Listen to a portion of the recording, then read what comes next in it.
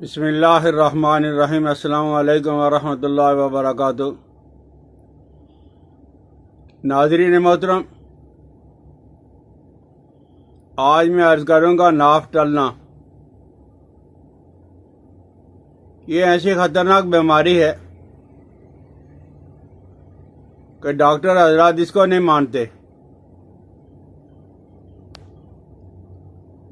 کہ ہماری کتابوں کے اندر یہ چیز موجود نہیں ہے۔ ناف ٹلنا کیا ہوتا ہے؟ یہ دھرن ناف ٹلنا یہ بہت بڑی خطرناک بیماری ہے، کوئی مانے یا نہ مانے، لیکن اس کی وجہ سے بہت زیادہ تکالیف اٹھائی جاتی ہے۔ اور یہ اکیلی ناف ٹلنا ہی نہیں بس، بلکہ اس کی وجہ سے درجنوں بیماریاں پیدا ہوتی ہیں اور بیماری کا سبب بنتا ہے۔ بعض اوقات ناف کے ٹلنے کی وجہ سے قبض ہو جاتی ہے اور وہ قبض دوائیوں سے دور نہیں ہوتی، اور اسی طرح بھوک نہ لگنا، گیس کا ہونا، جی متلانا، کہہ آنا، اور اس کی وجہ سے سستی بھی ہوتی ہے اور تھکاوٹ بھی ہوتی ہے۔ اور بعض اوقات ہیں آدمی اور خصوصاً عورتیں اگر کوئی وزنی چیز اٹھا لیں گی، پانی کی بالٹی کیوں نہ ہو، تو اس کی وجہ سے ناف ٹل جاتی ہے۔ میں نے ایسے بندوں کو دیکھا ہے جنہوں نے پیٹ درد کی وجہ سے اپنے پیٹ کے آپریشن کروائے ہیں، لیکن آخرکار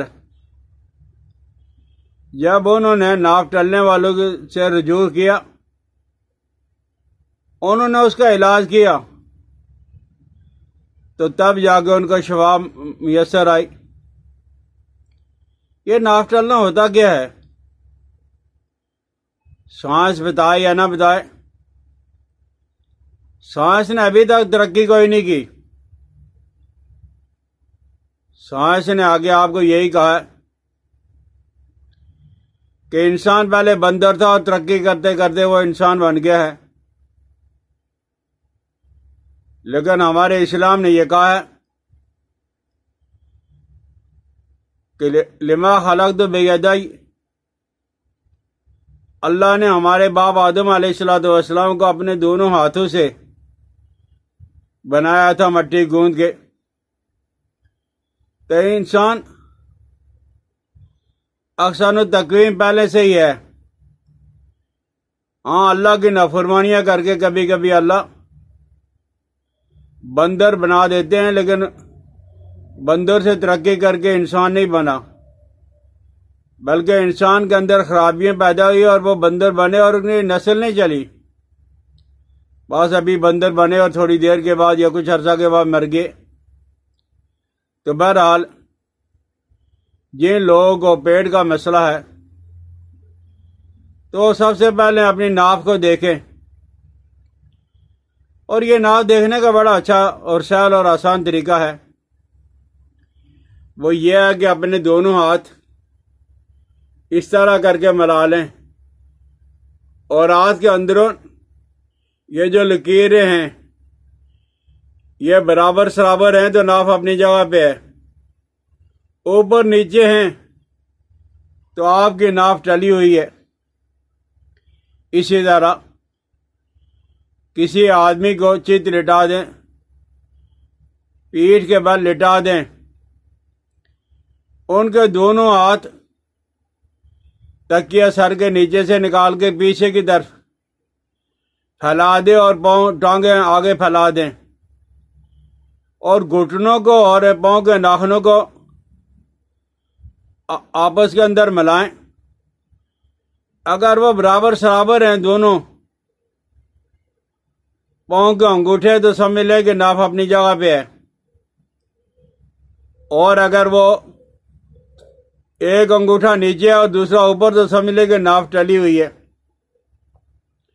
اب جو انگوٹھا نیچے ہے، یہ انگوٹھا پاؤں کا تصور کر لیں، یہ نیچے تو آپ ایسے ہاتھ کی ہتھیلی سے اسے زور دیتے رہیں، وہ اپنی جگہ پہ آ جائے گا۔ اور اگر اسے اپنی جگہ پہ نہیں آتا تو جو پاؤں کا انگوٹھا اوپر کی طرف ہے، سکڑا ہوا ہے، اس کے آپ جب وہ نیچے کھینچ کے نیچے لے آئیں اور بار بار کھینچتے رہیں اور گھٹنے پہ ہلکا سا دباؤ دیں، 3 4 5 دفعہ کریں گے تو وہ ناف اپنی جگہ پہ آ جائے گا۔ اور ایک اور طریقہ بھی ہے کہ صبح خالی پیٹ اٹھ کر آپ کوئی دھاگا لے لیں، یہ دھاگا آپ نے لیا ہے اور ایک ہاتھ سے جو ہے نا وہ آپ نے اپنے ناف پہ رکھا ہے، صحیح ناف پہ، اور دوسرا دھاگے کا سرا جو ہے وہ اپنے پستان جو ہے اس کی نپل تک لے کے آئیں اور نیچے وہیں سے آپ پکڑ کے رکھ لیں اور پھر اس دھاگے کو دوسری طرف لے کے آ جائیں۔ تو یہ اگر برابر سرابر ہے تو ناف اپنی جگہ پہ ہے، اور اگر اس میں فرق آ گیا تو سمجھ لیں کہ آپ کی ناف ٹلی ہوئی ہے۔ جو حضرات ہیں سرسوں کے تیل کے اندر لیموں نچوڑ کر اکثر اور بیشتر اپنے جسم کی مالش کر کے غسل کرتے ہیں، ان کی ناف اکثر اور بیشتر برابر سرابر ہوتی ہے، صحیح رہتی ہے۔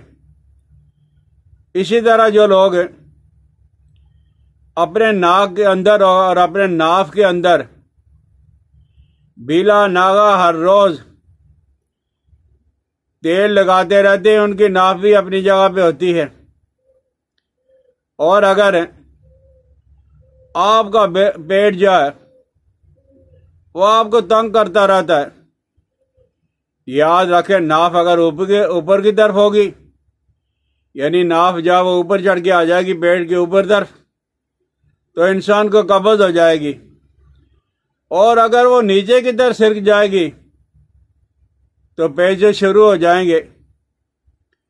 تو ناف اگر تنگ کر رہی ہے تو یہ آپ کی ہنسلی کی، یہ گردن کے ساتھ ہی ہنسلی ہے، اس کے اوپر تو یہ گوشت ہے، یہ نہیں، اس سے پہلے یہ جو ہڈی ہے اس کو زور سے کسی کو کہو کہ کھینچ لیں۔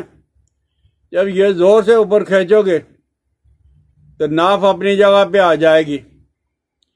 اسی طرح ایک اور طریقہ بھی ہے کہ جن لوگوں کو ناف ہے ٹلتی رہتی ہے، وہ اتحیات کے اندر بیٹھ جائیں اور کسی بچے یا کسی آدمی سے کہیں کہ میرے گھٹنوں کو دبا کے رکھے، اور آپ اپنے سر کو پیچھے کی طرف لے کے جائیں، حتیٰ کہ آپ کا سر جب وہ زمین پہ لگ جائے گا۔ آپ اکیلے نہیں کر سکتے ہو، اکیلے کرو گے تو وہ گھٹنے اوپر آ جائیں گے، کسی آدمی کی مدد کی آپ کو ضرورت ہے تو آپ اس طرح کر کے 2 3 دفعہ، سر فوراً نہیں لائے گا، آپ کو تھوڑی سی مشقت اور تھوڑی سی محنت کرنی پڑے گی، لیکن سر آپ کا جب زمین پہ لگ جائے گا، گھٹنے بھی زمین پہ اپنے اتحیات کی حالت کے اندر بیٹھ کے یہ کرنا ہے، دوسرا آدمی دبا کے رکھے گا۔